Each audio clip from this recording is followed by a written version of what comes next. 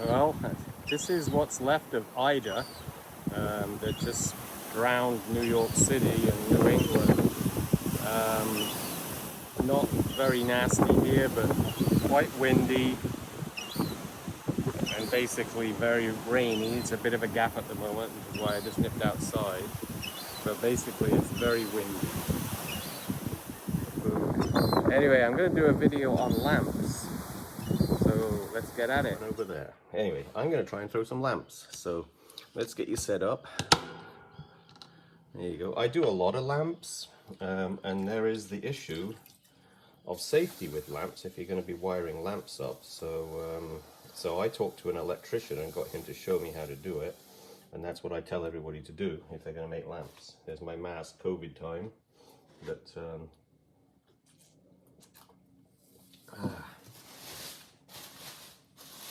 Well, it's been a while since I was able to record something, because except for kiln openings, because we are getting customers all the time. So, but it's breakfast at the moment, I think. Actually, it's brunch.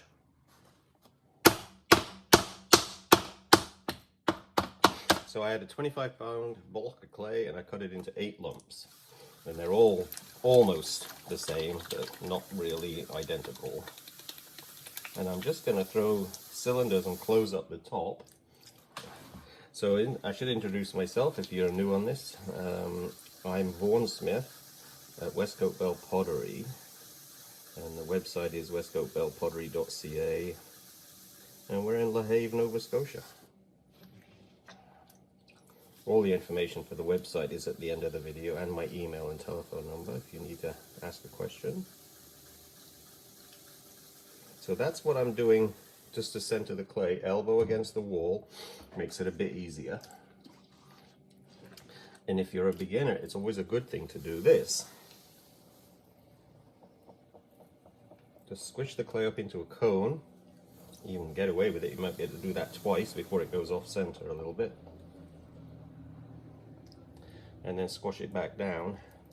Because I don't wedge my clay before I throw, I'm relying on the clay company making it really consistent. And 99% of the time it's consistent. So that's centered.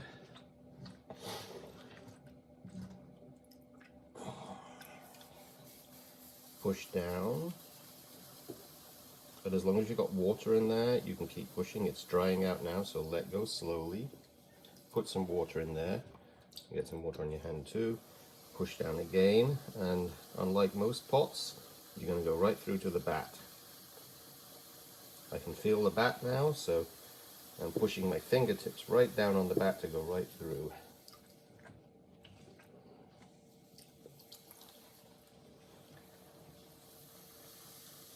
I can hear gunshots across the river. There's a rifle range. You can imagine what people feel like in Afghanistan at the moment. That's just hobbyists shooting at clay pigeons, probably. So here you go. I've gone right through to the bat. And I've opened it up to about 3 or 4 inches across.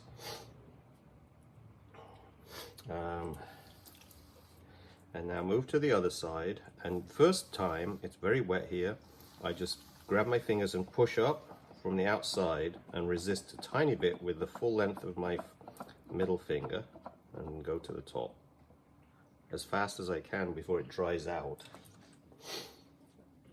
It's the drying that pulls it off center for most people. So the same again, I grab from the bottom and pull to the top and go fast enough so that I stay on the wet area. This bat is lifting just a touch as I pull.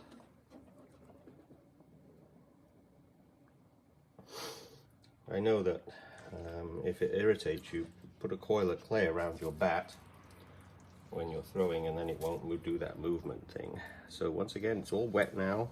From the bottom, do a pull.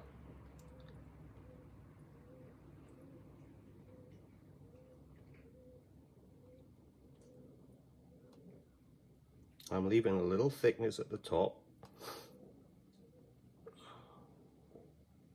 because I have to close it up.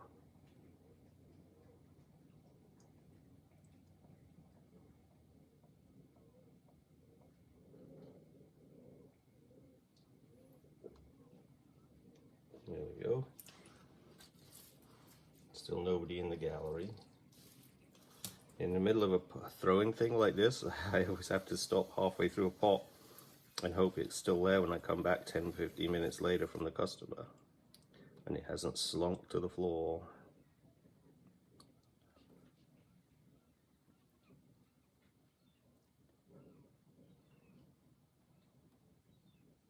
I posted a lot of kiln unpacking videos recently because it is so hard to actually get a consistent period of time throwing on the wheel this time of the year.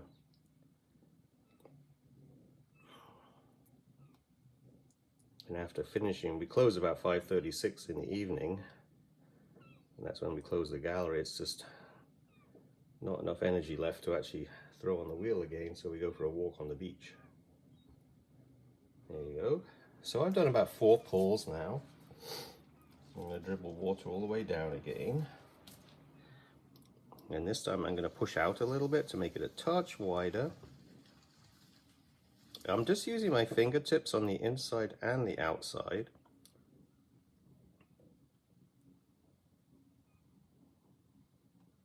And at this point you can basically start shaping if you want to have something other than a cylinder.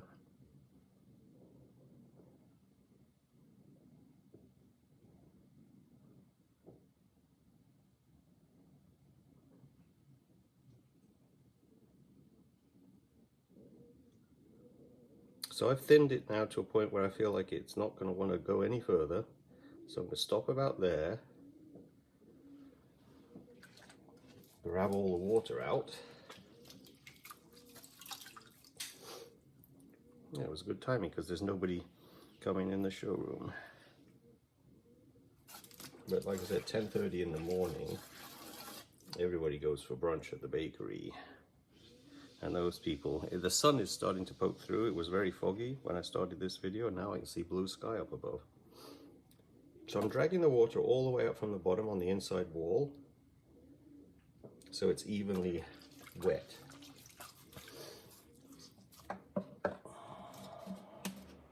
Oh, where's my metal rib gone?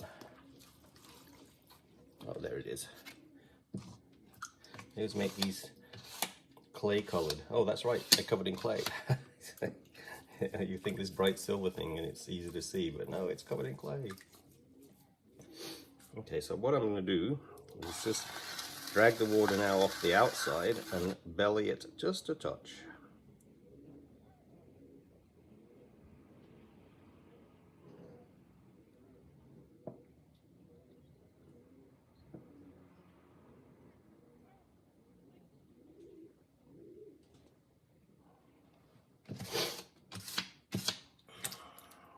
Maybe do that one more time. I think I'd like a bit slightly bigger belly. The baby seagulls are out, if you can hear that. The seagulls disappear for about 4 to 6 weeks. They have their chicks. The chicks get big enough to fly, and then they're back. And they go tweet, tweet, and it can drive you crazy. They're just with their big mouths open to their parents who sit right on my rail. So now this is the collaring bit. There's many ways of collaring. You can do that and just squash in and watch this area, make sure it doesn't basically start to buckle. So it's quite a careful exercise, and as soon as it dries out you have to let go, because when it dries it drags. And the other way of doing it is to, so I've got some water down there, it's a bit sticky, so I'm going to get some water down into there. And then I basically put my finger, this finger, these 2 fingers, and my thumb pressing down on that top edge. And it's less drag on the pot because there's less contact points.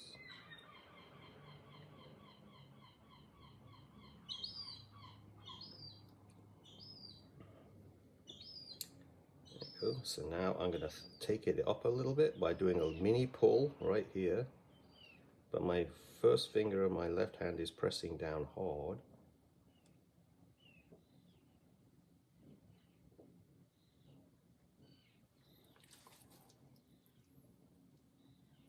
These lamps are going to have silhouette seascapes on them. I actually sold out of all of those already, and it's only mid-August. This is the first tourist season in 2 years. Watching that shoulder point there at this point, I got to get this down to about 3/8 of an inch across, maybe half an inch at the most. Now I'm going to save that little bump because that's starting to push out too by doing the sat, and then doing a pull, like an actual stretching the clay taller to try and get that little bit of height. So I can do the final push to get it closed up. And I don't like this to go down, it should go over. But anyway, let's get my fingers wet. So I'm using my full middle finger to kind of glide across the clay and then catch that wall that I just pushed up and push it in. And now my thumb's coming down to compress the clay right at that, and I've learned that the thickness of my finger leaves a hole just about the right size for the lamp bit to sit on. Then you can let your little finger in there and lift it up a bit higher. And there you go, I'm just doing that. So I've got an extra thick area just there. And my little finger is the actual thickness. Now just use your rib, grab the clay. There, they sell these little cap pieces, I'll show you when I put it together at the end of the video, that sit right on top of this little piece there. And I've always liked to have a little extra thickness there, and it's not likely that you're going to overscrew anyway. But it's good to have that little extra piece of clay there. And I'm just shaping it now to make sure I've got a nice curve at that point. And then that little brass fitting that I'm going to put there, I like to make sure it goes over the top of this little part there.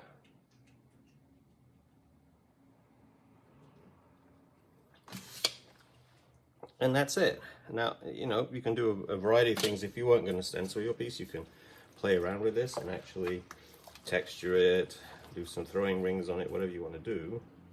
But I am actually going to use my stencil technique and put some silhouettes on here. And then just kind of, if you want to have a nice bottom, you don't have to trim these much at all. In fact, the outside you don't. I simply do that, and you can sponge it off using the little square rib here. It's not a square, but it's got a square end at the bottom. And that way, all I have to do when it's leather hard is add a sponge onto it like that, and it's finished. That's one. Show you what the weather's like in Nova Scotia. 26 minutes, you couldn't see across the river, and now it's all clear and all that. So they always say, if you don't like the weather, I'm sure they say it everywhere, don't like the weather, wait 20 minutes. Yeah, so it's Nova Scotia, we're on the ocean, so the fog bank in another 20 minutes may come back in, you know, so it's pretty. Fog is pretty. It's damp, it keeps the garden green and all that. All right, I will show you the next step. That was just the throwing part. Right, the next step in the lamps for these ones is to actually stencil them. And I've got all my stencils laid out. All sorts of stencils, all cut out of paper. And it's important that you find a paper that doesn't dissolve very easily in water. Let's pull you up a bit.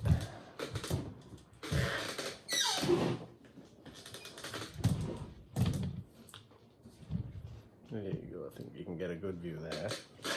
So the paper itself is just newsprint. This is a telephone book that I got about 25 years ago maybe. I collected a whole bunch of them. A friend of mine did, Russell Falone, and because I was having trouble finding paper that wouldn't disintegrate in water. And this paper actually is really good. Plus it's easy to cut. If you use an X-Acto knife, you can actually stack several pieces on top of each other because it already comes all in a little stack. Half the time at least is spent cutting paper when you do things like this. So it's not an easy process. It's very time consuming. Pricing your pieces is very hard because you know that nobody wants to spend a lot of money on pottery, and so you're always fighting that pricing thing. I think it was Wendy Rosen who said that potters were the least valued of all the crafts. I'm not sure I agree with that actually, but there you go. I don't know if Wendy Rosen's still going, but she used to do a whole bunch of wholesale shows when I was living in the States. But a teapot, for instance, has so much work in it, and can you really get the price that you need for it? But just imagine cutting all these little pieces of paper up. I spend a long time, and I never throw any away. So when I cut some, I usually cut extras and just save them. So I have a little library of images.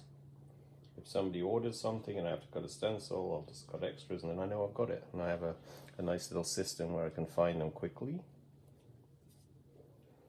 So it's not as bad for me these days because I have so many already cut. It's hard for you to see, I know, because you're putting my hands. But basically I'm just placing floppy wet pieces of paper which are really unwieldy,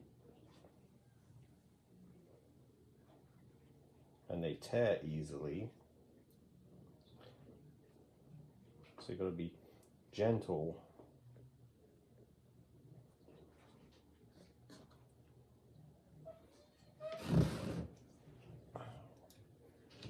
Little circles are even hard to cut for the sun, which I'm going to place right there.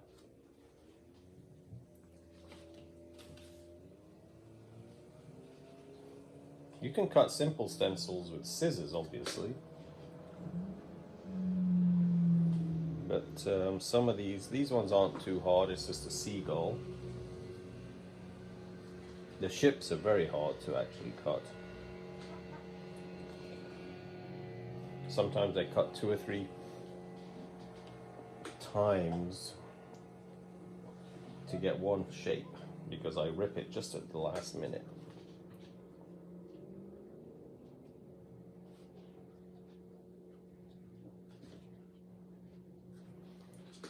And because we're on the ocean here, it's all nautical themes.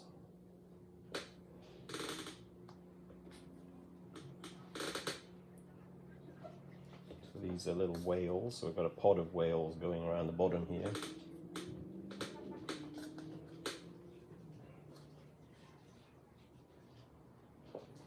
It's still, this is Sunday now. I've waited overnight for these to dry up a bit. When I started filming this, it's the 15th now, because it takes a while for these pieces to get firm enough so you can handle them, obviously, and it's been very humid. This is Mirandy, by the way. You can get a good see it. Hi, Mirandy. Yeah.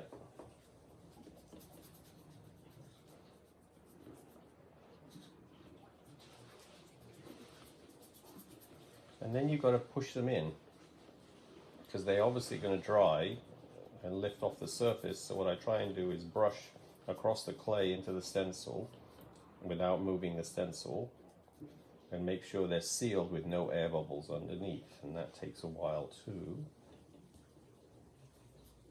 These are only 2-layer pieces, so they're easiest of all the pieces I do as far as stenciling.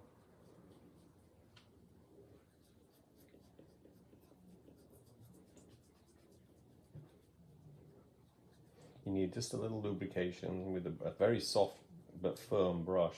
That's contradiction. But it's a softish bristle brush that's quite firm as well, so I can push with it and it doesn't just bend out of shape very quick. It springs back.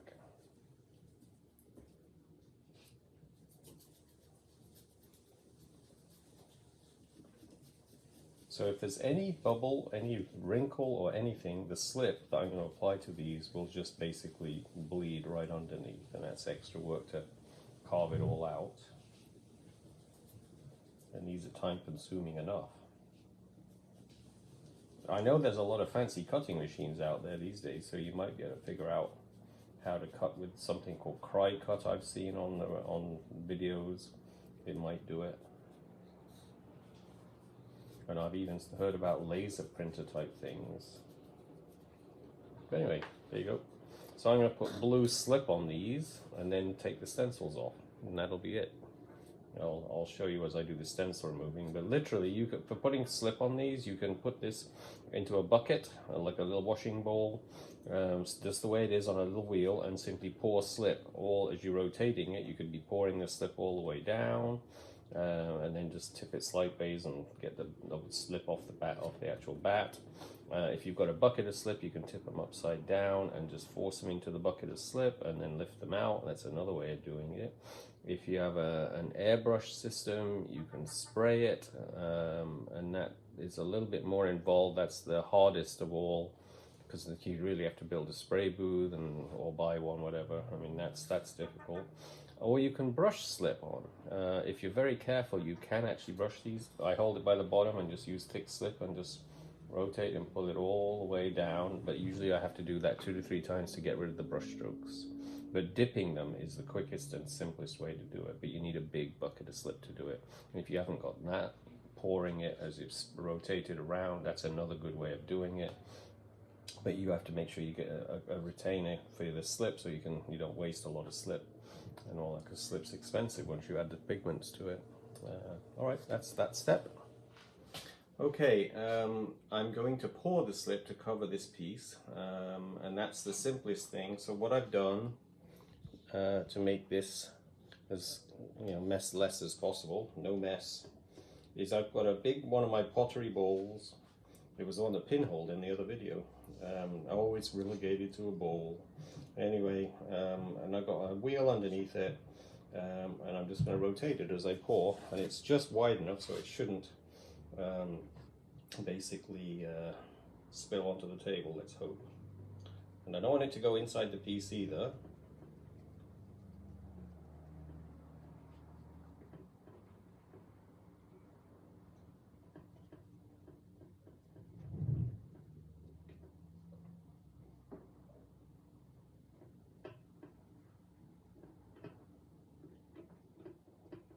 There we go.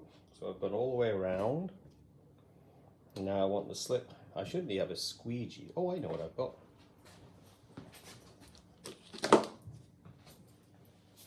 Paint scraper. Let's see if it'll work.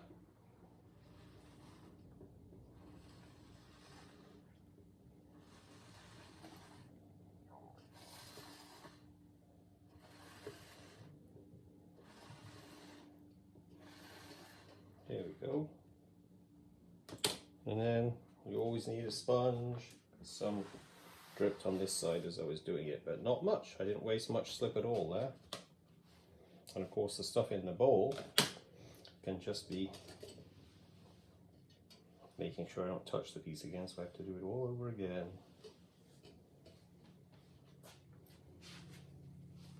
So that looks like a pretty good coverage. And if your slip is thin, you might have to do 2 coats, but this doesn't seem very thin. And I can feel some underneath the board there. So because of all the cleaning involved, I've got to clean a bowl. You might want to have several pieces to do at the same time. And I have 8 of these to do. You have to stay out of this mess, Mr. Randy.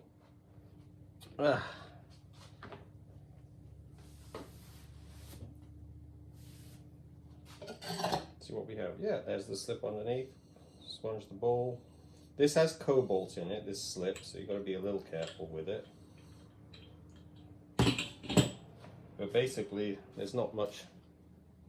And you just pour it back into your bucket, wherever it came from. And you can brush the same way I was doing that. You could use a big hake brush and brush your slip on, especially if you're doing a painterly piece. I mean, obviously you can make brush strokes that work for you. And dipping one, I just dipped one in my bucket, turned it upside down and dipped it, and it wasn't deep enough. There's not enough slip in the bucket, so basically that works very evenly too, but you've got to make sure you've got the right amount of slip in the bucket. So this one I'm going to have to paint as it dries. I don't want to double dip it, but it needs to have another dip. But anyway, that was easy as well. Okay, the lamps, all 8 of them have been basically slipped with the light blue and my dark blue slip. It's kind of a medium blue. I think it's 6313 from Mason Stain Company. And I might not be right on that, can't remember exactly, but and the other one is there's 3% cobalt oxide in my white slip to give me a dark. It's like a navy blue, basically. And now I have to stencil remove. I mean, I don't know if you can see, I've got 8 of these guys. I can just give you a quick review there to do. So I try to work in sets so that it's efficient about doing everything. A different cat in the video this time. This is Plubel. Anyway, it is hard to find the stencils unless you're really good about how you put them down. So I have a light here, and I have another one of these lights with a magnifying glass if I get really stuck. And you use a sharp X-Acto point, or a pin needle would work just as good. And you simply peel off a piece of paper, and if you're lucky, like that one was, it all comes off in one easy piece. And that one didn't. So it's about just hoping, finding a place where you think it might pull the whole thing, maybe. Like there's it.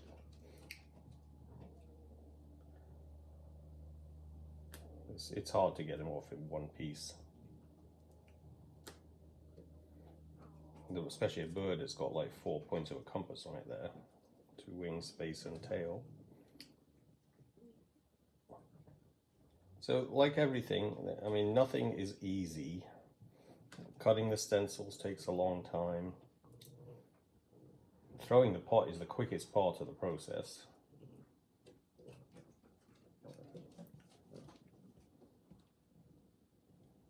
There we go.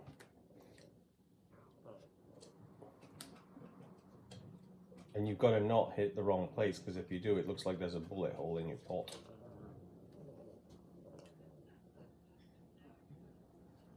This one should come off in one piece. There you go. So you can actually, you know, I had one apprentice at one point who actually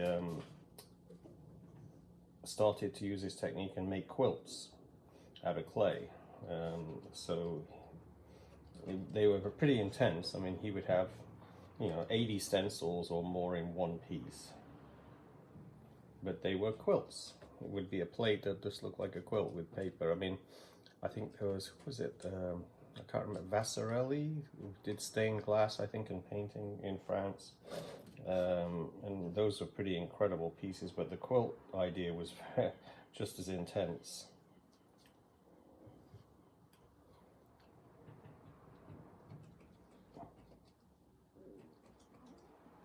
Let's see.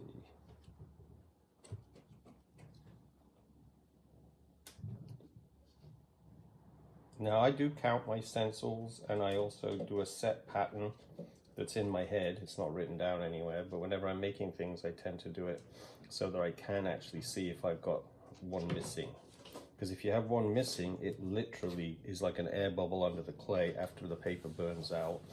And so it would just, you know, you touch it, it would flake right off, and then you'd end up with this rough edge all over, so you have to remember them. Okay, my lamps are ready to be wired, and before I do this step, I just wanted to give you a heads up that if you're going to wire your own lamps, which I would say is fine to do, you just have to make sure what your local codes are, because somebody told me that in one province of Canada I spoke to a potter, and they said they weren't allowed to do them themselves there. They had to get an electrician to do them, which is certainly going to add your costs up quite a bit, unless you have a brother who's an electrician. But anyway, check on that. And then they sell these at the hardware stores, so it's not, you know, like people can't do this. It's pretty straightforward. But you might want to check on your insurance too. If you have a business where you're selling things, you might want to make sure that you're allowed to sell a lamp that you've actually put together yourself. I've been making them now since 1985, and I've never had anybody electrocute themselves. So it is pretty easy to do, but you know, you never know. I mean, I don't know. What if? Anyway, something just to be sure, you should check into those two things: insurance and the local codes, you know, whatever you have in your area. Now, I buy my kits from Bailey Pottery in Kingston, New York, and so you can find them on the web. And they sell a little kit, and it comes with a harp and also a wire, and this is a 2-wire. And so, you know, and you can buy different size harps, and I don't use the harps a lot of the time, but so I've got a stockpile of those from years of doing this. But it's pretty straightforward. So this is what will arrive. Let's show you what I've got it spread out here. Oop. There's my kit with different size harps, and I'm just going to show you now how I put one together. These are the ones that we just fired them, so basically they're ready to go. I've got them in 2 colors, dark blue and light blue, so I may as well just do this one. I put a hole in the bottom that was about 3/8 of an inch across, so that, you know, the cord can get through. What I do with the cord, which is what I've got here, is I actually push it through, just usually twist these 2 things so it goes through together, pull it, and then I tie a knot in mine so it's long enough. You lose a little bit of your cord, but then if somebody trips over the cord, they just pull the knot, all right, and they don't pull the wiring that's attached to the top. So make sure you've got long enough to get through the top as well. Wow, it's getting windy now. Oh, and it's getting dark. I think we're going to have a big thunder storm maybe coming in. Okay, you've got 2 wires here. Put your magnifying glasses on. One of those wires, if I can get you to see it, it may not be able to see on this. Okay, no, I think it's a bit close and you can't really see. One of those wires has parallel lines going along it.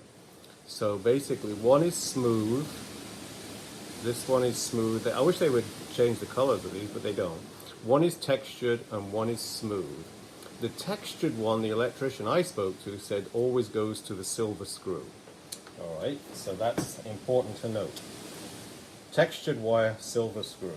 All right, next thing you have to do is attach one of these, and then you put your little lock washer, and you've got 2 screws, and sometimes they have a hard time getting up the thread here. Here is the instruction that comes with the Aptosa electric lamp kit.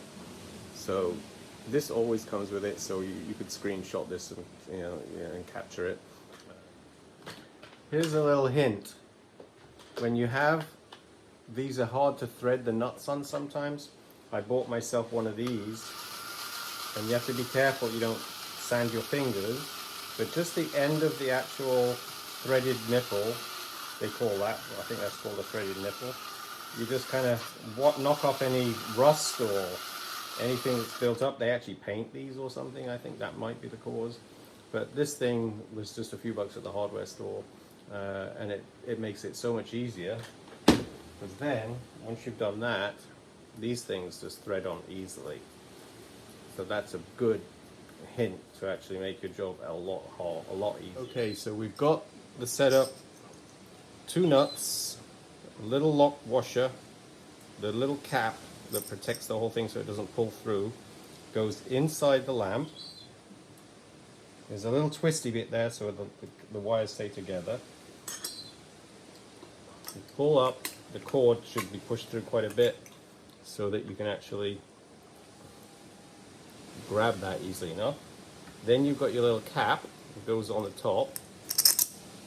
Then you have your extender, goes up like that.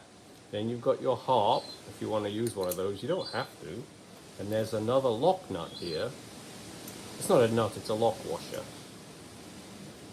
And then you actually place this over the top, and then you simply tighten that up, and it will actually, I've got my hand inside holding the nuts on the inside as well, and then you simply tighten, hold the nuts on the inside and tighten this down, so eventually it gets tight enough that you can't tighten anymore without the nut on the inside with your fingers holding it moving, and that's it. That's as tight as it will go. And then the lock nut, the other nut that's underneath the first nut, I'm just tightening up, so that means that the whole thing won't come apart very easily. Now we've got this whole wire to play with. Get you as close as you can get in here. So one of them has a texture, remember? So that's the textured one. I put a little loop in it, like that. And then the silver screw goes on here. I've got a drill here. I've always found it easy to use the drill, but you might want a hand screwdriver. And then test it, make sure it's going the right direction, and then gently. That's it. I did a tight one right at the end, so it's really tight, so that's not coming out. You might want to use a hand screwdriver. Don't use a really heavy-duty drill to do this. You might thread the screw thread. So now the plain wire goes to the gold screw.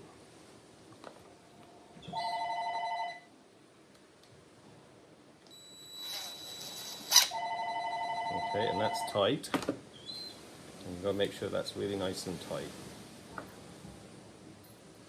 Okay, so we've got two wires attached. I'm going to reinforce this for a second.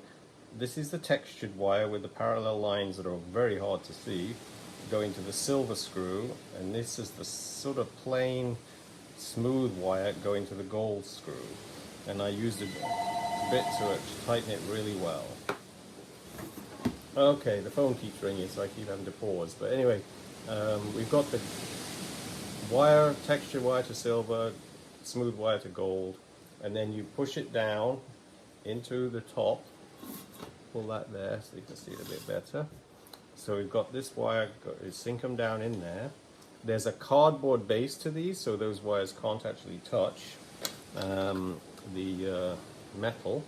And this thing is lined with cardboard as well, so that can't touch the metal. So it's just preventing the wires. And then of course you've got, I think these are three-way even, but that goes down. And then there are notches all the way around this, and you place it. I try to get this in the middle of my harp, and you push it on there, and you just feel for it, and there'll be a place where it will actually click. They usually do. There you go, it clicked in. And then make sure it doesn't come out again. If you get it wrong, you can take these off, but I've always noticed it damages the bottom area if you try taking that off again, so just make sure it's on tight, and it is. There you go. And the cardboard sticks up higher than the metal coil area there, and that's what it looks like. And the wire should pull a knot with a little bit of loose. I'll show you up inside there. You can see the inside there. So the knot catches without pulling the wire tight, and that's what you're aiming for. Just so that if you do trip over the cord someday, they'll probably end up pulling the lamp on the floor. But it's better than having the wiring be pulled loose, and then you have a problem with your connectors inside, which you do not want. So that's the lamp. And then you choose whatever harp you want to fit on there. So it's basically shades next. So you can attach the harp. Turn this up a tiny bit so you can see a bit higher now. The harp goes on. And you don't need a harp if you don't want to. There are shades that you do not need a harp with. And those go down on there. And you have a little finial. They don't sell, these are just simple, straightforward. That will hold the shade on the top. Let's see if I can find a shade that will fit. The harp is not needed for this one. So you take the harp off. So this shade just fits right over the fixture that the lamp kit has. So that's basically a done deal with the shade. You don't need a hob. If the shade is too small, and I find those quite small for most of my lamps, you then move to all of these, where I've got lots of different sizes here. That one's too big. This one we could probably use. Let's see if it's right. And this is where you have to be careful you get the right size harp. There you go. So that shows you how tough those are to get on. And then you have to measure. Does this one, let's see. I like to see a little bit of the gold color harp. So that one, it works. You can just see a little bit of that gold harp. But if you used a slightly taller harp, it might look better. Then you have to take it off again. Maybe this one's easy to get on. Yeah, that's a lot easier. Sometimes they're very easy to get on. Place your harp on, your shade on. I tighten down the finial to get that level, and then take a look again. I like it better that way, all right? Because then you can see the extender, but you don't actually see the electric kind of connector in there. So that's the size of harp I would go with this. But I always have extra harps. I buy lots of these harps. They always come with a kit, and a lot of time I don't use it. And then it's done. You have a lamp. Are there anything that I've had problems with over the years? Yes. I made lamps at one time where I couldn't get my hand inside them, and so it was impossible to tighten that nut up on the inside. So when you make a lamp, it's a good idea if the hole underneath is at least the same size as your hand. If not, you can shrink your hand, put some soap on it or whatever, squeeze it in there. But basically, you've got to make sure the bottom of your lamp is big enough so you can get your hand inside. And when you actually sell these lamps, I've actually got access to a product called Quake Hold, sold at Home Depot, which is a gummy substance that we used to call it blue tack in England. When you put your posters up on the wall, it's sticky, but it's not over sticky. It's only sticky when it's a bit warm, and then it will firm up a bit as it cools, and it sticks things together, but you can always remove it. So I tell people to fasten their lamp down with a little bit of this Quake Hold, and then it doesn't get knocked over. Still, if somebody runs into the cord, and there's nothing to stop that going over then. But anyway, that's a good sort of bit of advice. Tell people to fasten them down with Quake Hold, which they can buy themselves. It's still like $7 a packet. Anyway, that's my video on lamps. So this is Vaughan Smith in a stormy Nova Scotia. I don't know if you can see again. I put you out there. It's nasty today, wind blowing, but at least my tree's still standing up. All right, bye.